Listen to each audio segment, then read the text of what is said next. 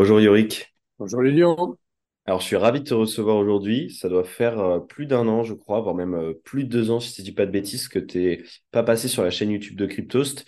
Donc il était grand temps qu'on rediscute ensemble. Et pour ceux qui te connaissent déjà, ils savent qu'on va parler d'économie, qu'on va parler de monnaie, qu'on va parler de Bitcoin et qu'on va essayer de se poser plein de questions sur justement la place de Bitcoin en tant que monnaie, sur les idées qui sont portées par Bitcoin, etc. Et donc, pour commencer, Yorick, toi, tu as un parcours assez exceptionnel, il faut le dire, un profil qui est rare parmi tous ceux qui suivent le Bitcoin et les cryptos. Et donc, j'aimerais que tu commences par là, que tu nous expliques un petit peu ce que tu fais aujourd'hui et pourquoi est-ce que Bitcoin t'a intéressé. Oui, merci Lilian pour ton invitation. Donc actuellement, je suis magistrat à la Cour des comptes euh, et j'ai aussi eu des fonctions dans le monde politique et dans l'industrie pétrolière et j'ai aussi un peu enseigné l'économie. J'ai découvert le Bitcoin en 2016. Je me suis intéressé à la pseudo-révolution blockchain, à toutes les cryptos et progressivement, je me suis focalisé sur Bitcoin. Parce que je pense que c'est le sujet le plus prometteur. C'est une nouvelle couche de l'Internet et c'est une révolution monétaire potentielle avec des implications majeures, pas seulement pour l'économie, mais aussi pour la civilisation. Et je trouve que ce sujet est fascinant et donc j'essaie de le comprendre d'échanger avec tous Hmm. ceux qui sont intéressés par ce sujet. C'est marrant que tu dises j'essaye de le comprendre, parce que ça fait un petit moment quand même que tu es dessus. Et ce que je trouve intéressant, moi aussi, à mon échelle, je me rends compte que chaque jour et encore très récemment, je me rends compte que je redécouvre sans cesse Bitcoin. Et plus je le redécouvre, et plus il m'intéresse. Est-ce que c'est quelque chose que tu partages, toi? Oui, moi je suis toujours effaré de voir des commentateurs, des journalistes ou des politiciens donner leur avis sur ce sujet, prétendent proposer des améliorations après s'être renseigné 20 minutes. Quand on y passe des années, on se rend compte chaque jour que c'est d'une complexité inouïe et qu'on passe son temps à découvrir des nouveaux aspects majeurs. Donc c'est un sujet qui incite plutôt à l'humilité. Alors, justement, je pense que le meilleur moyen pour comprendre vraiment Bitcoin, c'est de revenir forcément aux fondamentaux. Donc, en préambule de ces discussions, je voulais qu'on parle notamment de la théorie qui se trouve derrière Bitcoin, la théorie économique, peut-être la théorie politique, on verra. Dès le départ, d'ailleurs, voilà, cette technologie qui est Bitcoin a été accaparée par les cypherpunks, par les libertariens. Ils y voyaient un moyen de s'émanciper du contrôle des États, de protéger leur vie privée, etc. Alors, ma question pour démarrer, c'est quelles sont les idées qui sont portées par Bitcoin? Alors, c'est pas si évident de le savoir parce qu'à l'origine, c'est un projet d'ingénieur. Nakamoto, il a écrit le code, ensuite il a fait le white paper, et ensuite il a demandé de l'aide à des cryptographes et des développeurs. Et donc, c'est vraiment une, une méthode d'ingénieur. Il n'a pas d'abord conceptualisé et mis en œuvre, il a d'abord mis en œuvre, ensuite il a conceptualisé et il a demandé de l'aide. Et quand il a demandé de l'aide, il a adapté son discours à ses interlocuteurs pour obtenir un maximum d'aide. Et il s'est adressé au cypherpunk parce que c'était là qu'il savait qu'il allait trouver le plus de ressources intellectuelles. Et j'ai l'impression qu'il a adapté son discours pour les intéresser. Euh, c'est notamment comme ça qu'il a intéressé Alfinet, en jouant sur la corde sensible de la protection de la vie privée.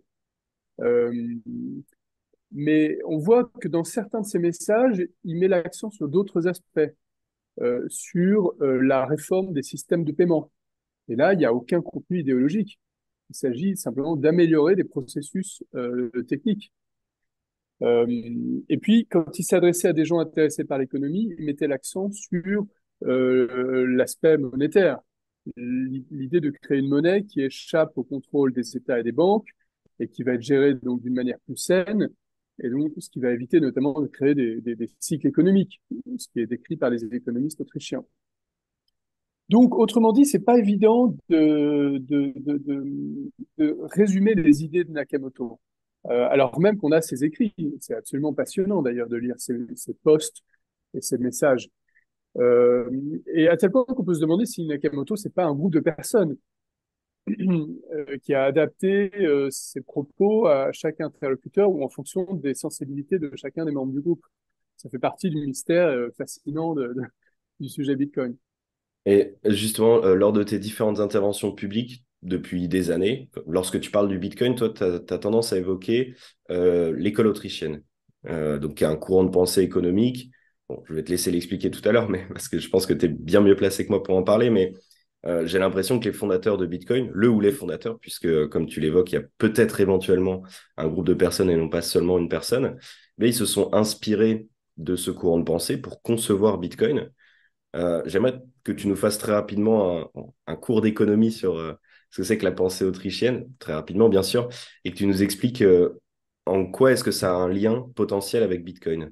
Oui, alors je crois que Nakamoto ne cite jamais ou très rarement l'école autrichienne. En revanche, on sait qu'il la connaissait parce qu'il y a des messages où ses interlocuteurs la citent. Et en général, il est prudent dans la manière dont il leur répond sur ces aspects. Et il y a certains interlocuteurs qui citent en détail les théories autrichiennes et les noms des auteurs comme Rothbard ou Mises. Euh, donc voilà, en tout cas, il la connaissait. Et par exemple, c'est le cas de quelqu'un comme Adam Back. Lui, il a une formation économique en plus d'être un cryptographe de génie. Il est un des rares, vraiment un des rares à maîtriser ces deux aspects. Donc l'école autrichienne, c'est un courant qui est né à Vienne à la fin du 19e siècle et qui propose en fait de réhabiliter des anciennes théories qui existaient au Moyen Âge et depuis très longtemps, et qui part d'une idée majeure qui est que la science économique ne devrait pas utiliser les méthodes des sciences naturelles pour énoncer ses propositions scientifiques et ses propositions de réforme.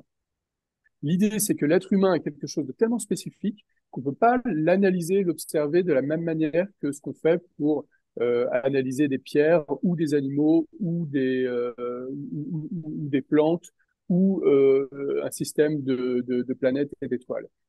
Notamment parce qu'il a la particularité d'adapter son comportement, d'apprendre de tirer les leçons du passé et qu'il est doué d'une forme de libre arbitre parce que il hésite entre plein de possibilités, il analyse les avantages et les inconvénients des options et il prend des décisions en étant soumis à une forme de déterminisme naturel, social, psychologique, mais pas soumis à 100% à ce déterminisme.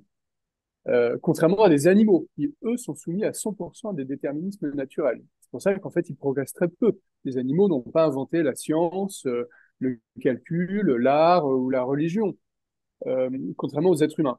Donc, à rebours de la majorité des économistes contemporains, les Autrichiens refusent d'utiliser les méthodes des sciences exactes à l'analyse des comportements économiques et à l'analyse du fonctionnement de la société humaine en général. Eux, ils proposent une autre méthode que je ne vais pas forcément expliquer là maintenant, mais qui était en fait dominante pendant longtemps et qui a été éclipsée au XXe siècle parce qu'il y a une espèce de mode consistant à essayer de légitimer la démarche économique par une apparence de scientificité et de mathématisation qui en fait est totalement illusoire, ne permet pas d'expliquer les fonctionnements économiques, ne permet pas de prédire ce qui va se passer et ne permet pas de faire des recommandations utiles au pouvoir public. La seule chose que permet en fait cette apparente scientifisation, c'est de légitimer plus d'intervention économique, plus de pouvoir aux mains des dirigeants. Et ça, c'est une autre dimension de l'école autrichienne, c'est qu'elle se méfie du pouvoir politique. Elle estime que le pouvoir politique, en fait, a tendance à dérégler le fonctionnement de l'économie, à créer des désastres, à appauvrir les gens et à limiter l'essor économique, sans parler de l'aspect philosophique et politique, réduction des libertés, contrôle des individus, violation des droits naturels des individus. Et là, c'est le pan philosophique de cette école, puisque c'est pas seulement une école économique, il y a aussi une dimension philosophique, morale et politique, une réflexion sur qu'est-ce que le droit, qu'est-ce que la justice, qu'est-ce que l'individu, qu'est-ce que l'État. C'est une école qui est mal connue, qui est très peu connue en France, mais qui est très connue à l'étranger, qui se développe énormément et qui a une analyse monétaire très originale. Et donc, elle est en train de connaître un succès croissant en lien avec l'émergence des cryptos. Parce que beaucoup de gens se rendent compte que les théoriciens autrichiens permettent de mieux comprendre l'essor des crypto-monnaies. Et beaucoup de cypherpunks auxquels s'adressait Nakamoto connaissaient l'école autrichienne était convaincu par son analyse de la monnaie et essayait d'inventer une monnaie échappant aux États parce qu'ils étaient convaincus par les arguments autrichiens. Ils n'y arrivaient pas depuis les années 90. Des gens comme Nick Szabo connaissent très bien l'école autrichienne, ont écrit sur elle, avaient essayé de créer une monnaie échappant aux États sur Internet sans y parvenir, jusqu'à ce que Nakamoto y parvienne. Et Désolé pour ce dégagement un peu long. non, non, il n'y a aucun problème. Au contraire, hein, c'est un sujet qu'on connaît vraiment pas forcément, à part si on s'intéresse vraiment à l'économie.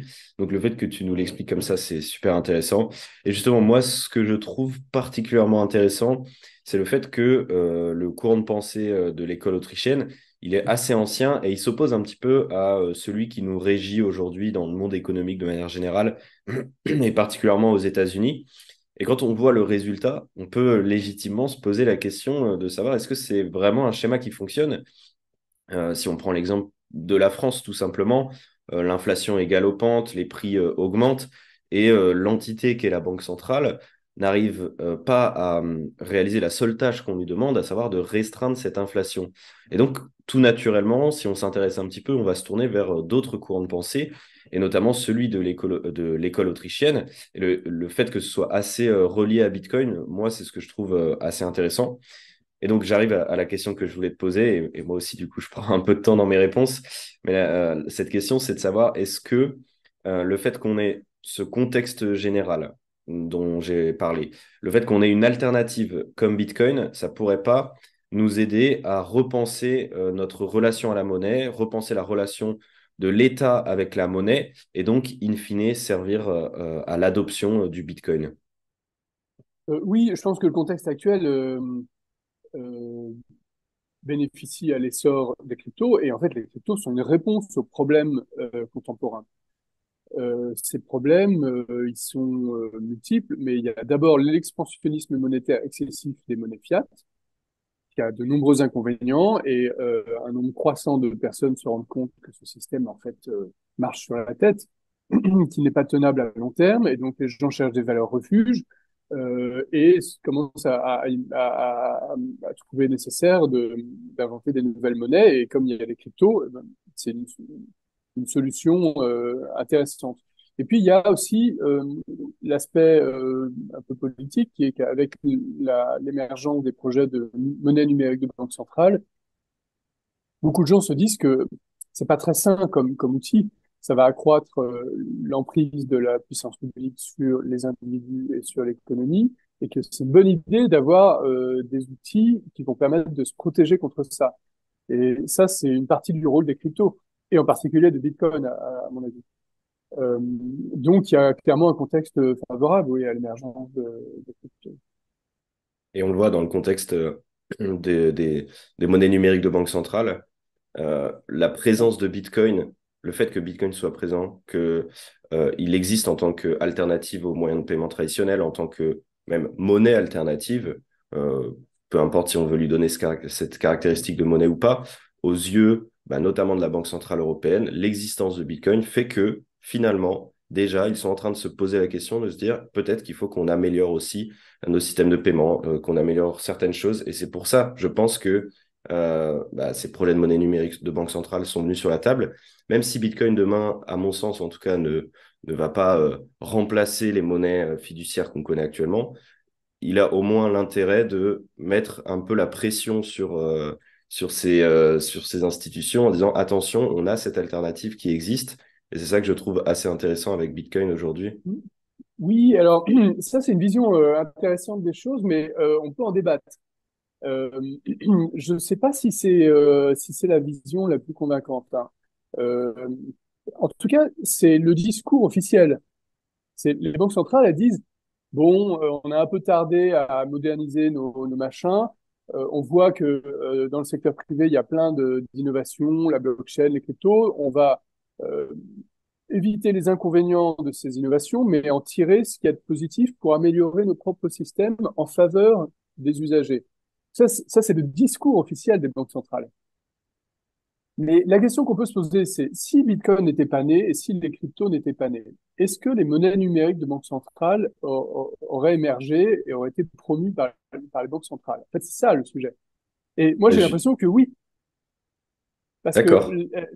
les monnaies numériques de banque centrale, moi, j'ai pas l'impression qu'elles aient besoin de la blockchain. C'est assez ambigu. On sait toujours pas très bien si ça va être des blockchains, quel genre de blockchain, etc. Moi, j'ai plutôt l'impression que les monnaies fiat étant tellement mal gérées, il y a un risque pour qu'elles s'effondrent.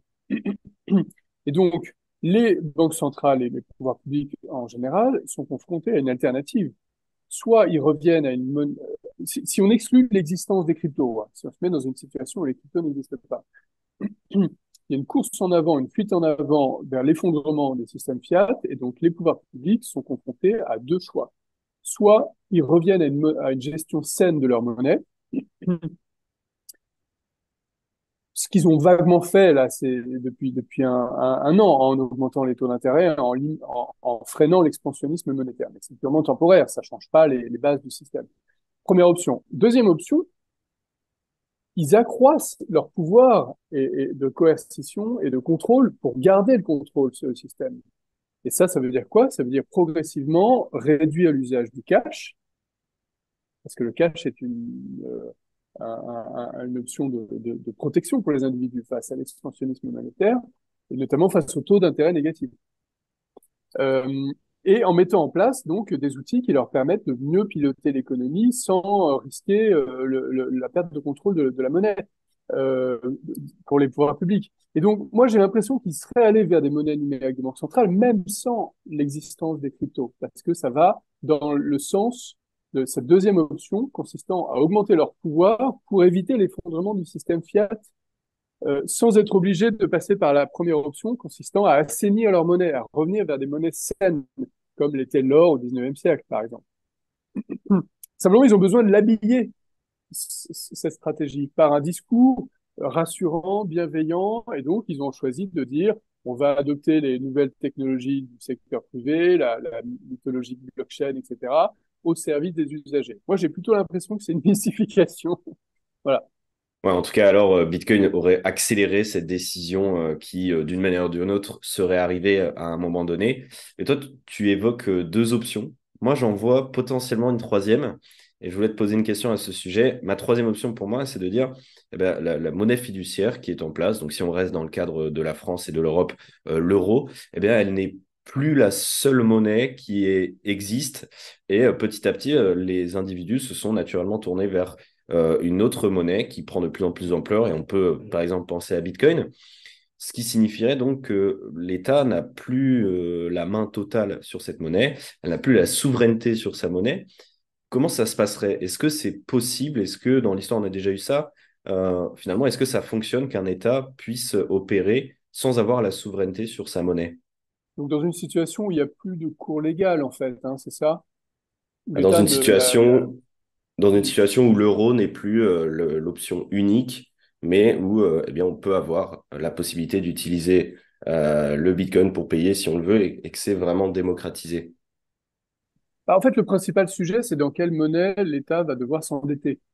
Euh, Aujourd'hui, le fait d'imposer le cours légal et d'imposer l'usage de l'euro lui permet de s'endetter dans une monnaie que la puissance publique peut créer à faible coût au bénéfice de la puissance publique.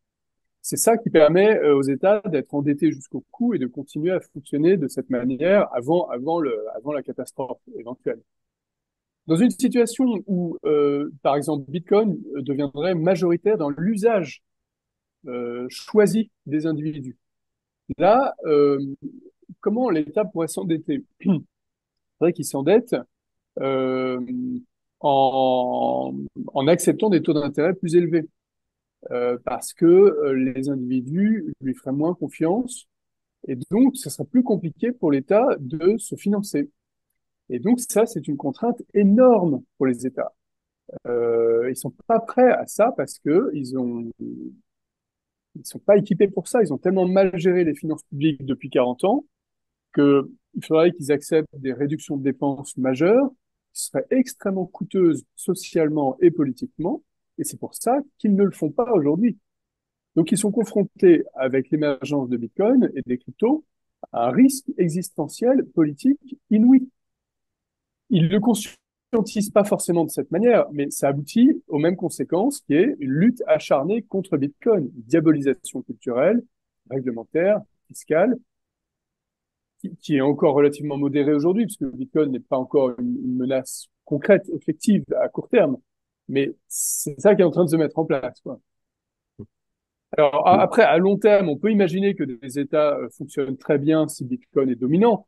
Euh, Simplement, ça nécessiterait que ces États soient mieux gérés.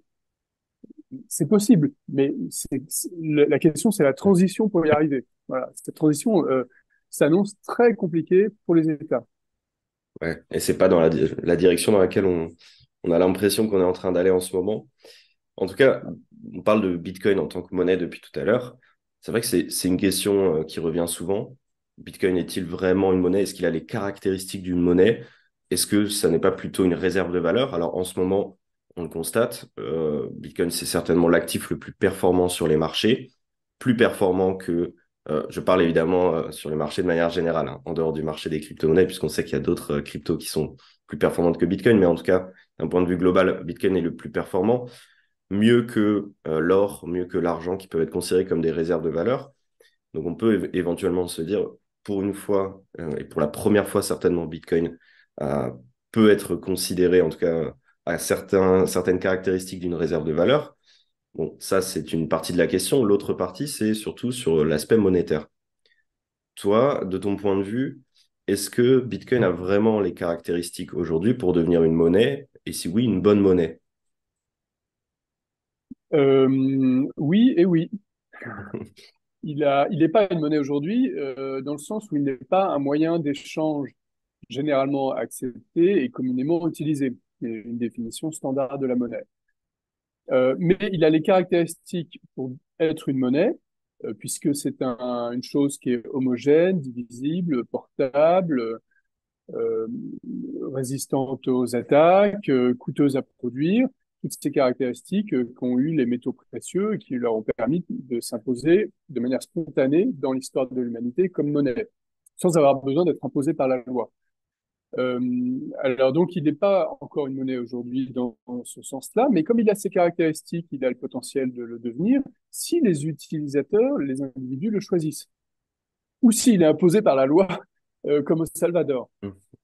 Et en fait, il est en train de devenir une monnaie, puisqu'il est en train de s'imposer progressivement, d'abord comme réserve de valeur, ce qui est en fait une étape logique pour devenir une monnaie, au sens moyen d'échange généralement accepté, communément utilisé. Rien ne peut devenir une monnaie dans ce sens si cette chose n'a pas au préalable fait la preuve de sa, son efficacité pour garder de la valeur dans le temps. Donc il faut que cette chose soit rare et coûteuse à produire. Ce qui est le cas de Bitcoin, grâce notamment à la preuve de travail. D'où, en fait, moi, mon scepticisme sur d'autres formes de crypto qui ne reposent pas sur la preuve de travail. Parce que, moi, dans ma compréhension, mais qui reste prudente, hein, elle ne possède pas le même verrou qui les rend coûteuses à produire. Euh, donc voilà, on assiste à l'émergence d'une monnaie, d'une forme nouvelle, et qui peut être une monnaie saine dans le sens où ce sera très difficile pour la puissance publique de mettre la main sur son régime d'émission pour pouvoir en créer à sa guise. Donc, alors après, il y a une question, c'est son caractère désinflationniste aboutissant à une économie déflationniste, est-il sain? Et là, évidemment, les économistes s'étripent sur ce sujet très compliqué, et je comprends qu'on puisse avoir des opinions très variables là-dessus, hein. Mais l'idée, c'est qu'en gros, il fonctionnerait à peu près comme l'or au 19e siècle. C'est-à-dire qu'il permettrait une baisse des prix naturels à long terme qui serait saine, qui permettrait l'accumulation du capital, l'investissement, l'épargne, l'innovation, tout processus extrêmement sains qui ont permis le décollage économique stupéfiant du 19e siècle, sans empêcher le fonctionnement des entreprises, sans empêcher qu'elles puissent faire du profit et sans forcément peser sur la consommation, avec simplement peut-être une forme de consommation différente. Moins de Ouais. consommation de biens superflus à court terme, Mm. de la consommation de biens plus solides et plus durables, et donc une économie en fait plus saine que l'économie inflationniste et surendettée et court-termiste actuelle. Hum. qu'on Moi, attribue par erreur au capitalisme. je suis un peu mitigé sur cette question-là. Je sais que j'ai lu beaucoup d'articles sur le sujet, à savoir de dire que c'est notamment le fait que notre monnaie, donc on va vraiment parler de l'euro pour l'instant, l'euro soit une monnaie inflationniste et donc que eh bien, on se dit que demain est moins certain qu'aujourd'hui et donc on va pas avoir tendance à épargner au sens vraiment propre de l'épargne, à savoir prendre des billets et les mettre sous notre matelas ou les cacher chez nous. On va plutôt avoir envie de les dépenser et donc évidemment bah, de les dépenser de manière pas forcément intelligente et donc de contribuer à aussi plus généralement la surconsommation dans laquelle on se trouve à notre époque aujourd'hui. Et certains articles disaient, avec une monnaie comme Bitcoin, qui a plus tendance à pousser à l'épargne, eh bien, on irait vers un système de consommation qui est plus sain. Je suis assez mitigé sur ce sujet parce que je me demande si, à la racine, le problème, il est vraiment la monnaie. Est-ce que les gens vraiment ont tendance à se poser la question de se dire, bah, est-ce que ma monnaie vaudra toujours aussi cher demain? Je ne suis pas vraiment sûr de cet aspect-là et donc je ne suis pas forcément sûr du fait que Bitcoin changera vraiment profondément notre manière de consommer si demain il venait à être adopté. Je ne sais pas ce que tu en penses sur cette question, toi. Oui, alors moi je suis d'accord avec toi, les gens ne réfléchissent pas forcément à ces sujets de cette manière, ils ne conscientisent pas. En revanche, on est tous, nous, individus, soumis à des incitations économiques, sans s'en rendre compte. Et moi, j'ai l'impression que la monnaie, en fait, crée des incitations économiques très fortes dont on ne se rend pas forcément compte individuellement. Est-ce que si l'euro ne perdait pas en pouvoir d'achat dans le temps, les gens achèteraient autant de petits machins superflus qu'ils vont utiliser une semaine et jeter à la poubelle? Tu vois? Hmm. C'est comme ça que la question se pose. Toi, tu penses que oui, ils continueraient à en acheter de la même manière qu'ils le font aujourd'hui? C'est, Sachant que s'ils attendaient un peu plus, ils pourraient s'acheter beaucoup plus dans un mois c'est une grâce bonne à l'augmentation question. du pouvoir d'achat de leur monnaie. C'est une bonne question. En fait, je pense que la majorité des gens ne conscientisent pas, comme tu l'expliques. En revanche, c'est peut-être un phénomène naturel de voir aussi comment fonctionnent les gens autour de nous, de voir que depuis peut-être une génération, pas forcément deux, mais depuis une génération, on a tendance à aller dans cette direction-là. Et donc, évidemment, bon, on fait un peu comme les autres et on va aller, comme tu dis, consommer voilà, des petits trucs de temps en temps pour nous servir une semaine et jeter. Et donc oui, certainement que si on avait une monnaie plus saine, plus stable, et qu'on n'avait pas tous ces sujets aussi du quotidien, à savoir l'inflation, etc., on pourrait se dire, en effet, bah, peut-être je vais pas forcément dépenser ces 10 euros aujourd'hui pour m'acheter ça, mais je vais les économiser, et demain, je m'achèterai quelque chose de plus durable à 100 euros, qui fait le même effet, mais qui me durera des années. Donc oui, c'est certainement. Mais j'ai du mal quand même à imaginer que Ouais, je Bitcoin vois. sera vraiment la solution à ce problème-là. Ouais. C'est ancré Alors, il y a dans une nos autre. manières de consommer, je pense, aussi. Oui, alors il y a une forme d'inertie dans les habitudes. Elle ne change pas en quelques jours. Là, on réfléchit sur des phénomènes sociologiques profonds qui se transforment dans le long terme. Après, ce qui est intéressant pour ce type de réflexion, c'est de prendre des cas extrêmes pour voir ce qui change radicalement. Et un cas extrême en matière monétaire, ce sont les cas d'hyperinflation. Et là, euh, c'est très documenté d'un point de vue historique. On sait exactement ce qui se passe. Il y a notamment ce fameux livre de Ferguson, je crois, When Money Dies, qui raconte l'hyperinflation en Autriche et en Allemagne au début du Mm. XXe siècle. Et là, et ce qu'on voit sous nos yeux aujourd'hui au Venezuela, hein, Mm. et un petit peu en Argentine, hein, plus de 100% d'inflation annuelle. Là, que font les gens dans ces situations? Ils savent que la monnaie qu'ils reçoivent en salaire, ils savent que dans une semaine, dans un mois, elle vaudra 10%, 20%, 30%, 40% moins en termes de pouvoir d'achat. Qu'est-ce qu'ils font avec cette monnaie? Ils la dépensent immédiatement à 100% pour acheter Mm. des choses concrètes. Mm. Immédiatement. Parce qu'ils savent que c'est suicidaire de la laisser sur leur compte bancaire. Et Donc, ils n'ont pas fait de naturel. doctorat d'économie pour ça. Ce sont des C'est gens vrai. qui, parfois, savent à peine lire et écrire. Mais ils comprennent ça instantanément. Ce qu'on constate, c'est que naturellement, ils se tournent vers quelque chose qui est capable de mieux transmettre la valeur dans le temps et donc Voilà. qui finalement dans un certain sens, jouent plus le rôle de monnaie que la monnaie qu'ils ont dans leur pays. En tout cas, revêt une caractéristique de la monnaie que celle de leur pays n'a pas forcément. Voilà, donc ils se tournent pas vers de la consommation superflue, euh, inutile, ils se tournent vers des valeurs refuges pour préserver leur valeur. Mais on voit que là, la monnaie crée des incitations économiques immédiates, radicales, directes, très fortes, auxquelles les individus s'adaptent sans réfléchir, par bon sens, simplement par bon sens. Et donc, c'est intéressant pour essayer d'imaginer ce qui se passerait si le Bitcoin était la monnaie la plus répandue.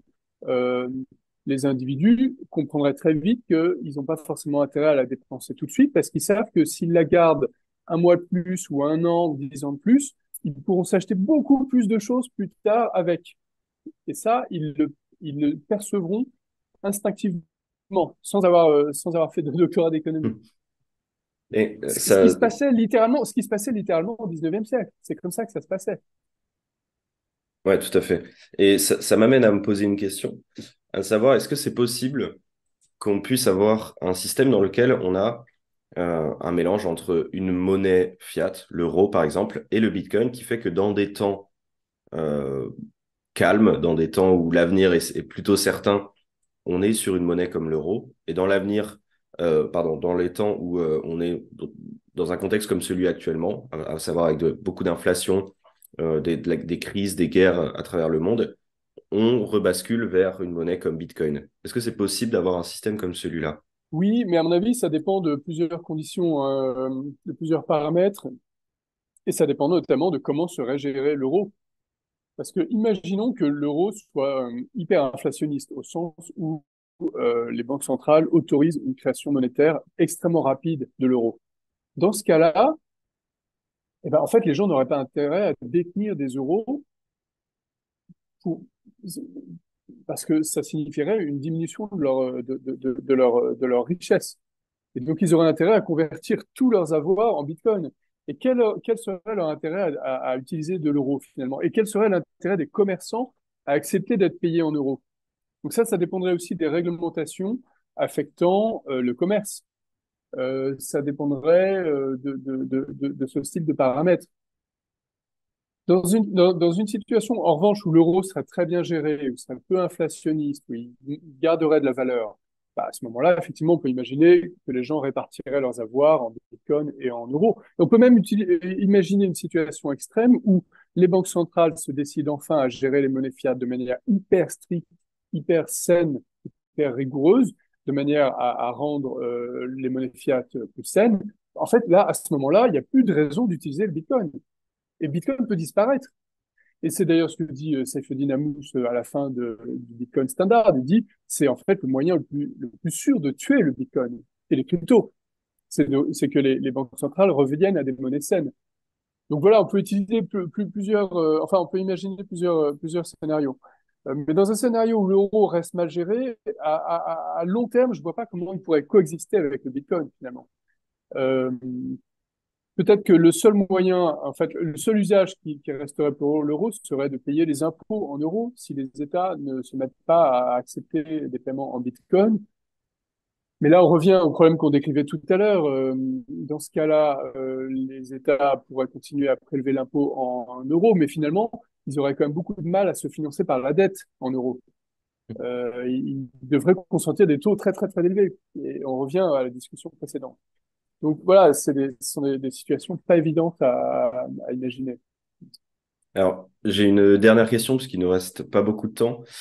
Mais tout au long de notre discussion, je me suis rendu compte quand même que on parlait de ce qu'on expliquait de Bitcoin. Je trouve qu'il y a derrière un aspect assez politique, et ça me fait penser à une présentation que tu as fait à Surfing Bitcoin il y a 2 ans, où tu parlais de dépolitiser la monnaie et du fait que Bitcoin était justement une monnaie apolitique et qui pouvait aller dans cette direction-là.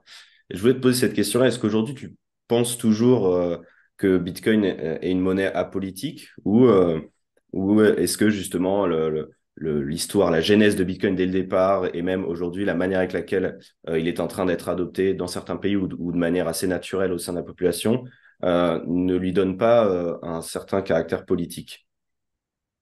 En fait, ça dépend de comment on définit le terme politique, parce que c'est un des termes les plus ambigus de la réflexion philosophique. Moi, je vois un sens général et un sens strict. Au sens général, ce qui est politique, c'est ce qui concerne l'intérêt général, le bien commun, etc. Donc, en fait, c'est beaucoup de choses. Potentiellement, tout peut être politique. Et dans ce sens-là, Bitcoin est un sujet politique. Et peut-être même, on peut dire, une monnaie ou une quasi-monnaie politique. Mais ce sens-là, moi, m'intéresse pas beaucoup parce qu'il est très vague. Euh, je suis plus intéressé par le sens strict de ce mot politique. Ce qui est politique, c'est ce qui relève de la décision politique. Qu'est-ce que c'est la décision politique? C'est la décision qui est prise par certains organes, certains organismes, certaines entités qui bénéficient de quelque chose qui est très spécifique en philosophie du droit, qui est le pouvoir de la loi, la coercition de la loi. Et la coercition de la loi, c'est quoi? C'est le monopole de la violence légitime, au sens de Max Weber.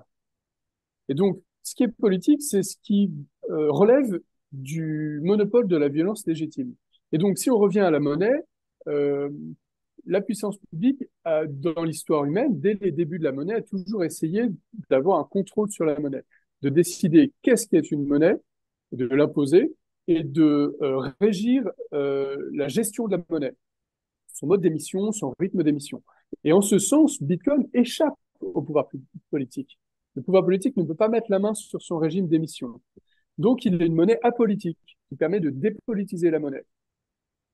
Ouais, je comprends. Donc finalement, c'est juste une histoire de définition. Moi, ce que j'entendrais, c'est que l'idée de liberté derrière Bitcoin, c'est une idée politique. Le fait qu'il soit décentralisé, ça a un caractère politique. Le fait que, même si ça n'a jamais été mentionné explicitement dans le white paper de Satoshi Nakamoto, Bitcoin veut remplacer les monnaies qui sont déjà en place, qui n'ont pas forcément été choisies de manière démocratique. Bah ça, c'est une revendication politique. Donc finalement, ce que tu expliques, c'est que oui, il y a cette idée politique derrière, mais en réalité, d'un point de vue strict, Bitcoin n'est pas une arme politique. Et c'est pour ça que tu l'expliquais lors de tes conférences ou dans d'autres podcasts que Bitcoin est une monnaie apolitique. Donc bon, c'était cet élément-là que je voulais éclaircir avec toi. En tout cas, je vois que le temps est passé, donc malheureusement, on va devoir terminer ce podcast. Je te remercie beaucoup pour ta participation, pour tes explications qui étaient extrêmement pertinentes. Merci à toi. Je te souhaite de passer un excellent week-end et je te dis à très vite, soit sur des événements, soit à l'occasion d'un podcast à nouveau sur Cryptost. Ça marche. Salut l'Union.